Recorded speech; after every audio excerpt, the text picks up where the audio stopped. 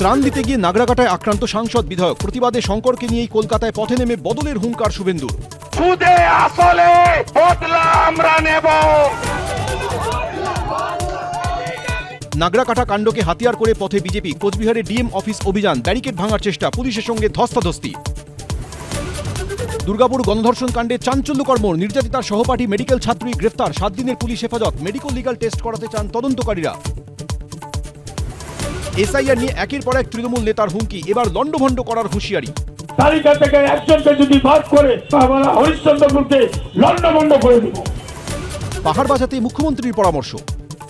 এই সব জায়গায় ম্যানগ্রোভ লাগাবে, ওরা 3 মাস ধরে করবে, কারণ এখন তো বর্ষা নেই।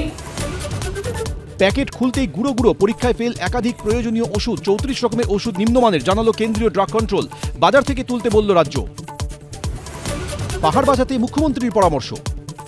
এই সব জায়গায় ম্যানগ্রোভ লাগাবে, ওরা 3 মাস ধরে করবে, কারণ এখন তো বর্ষা নেই।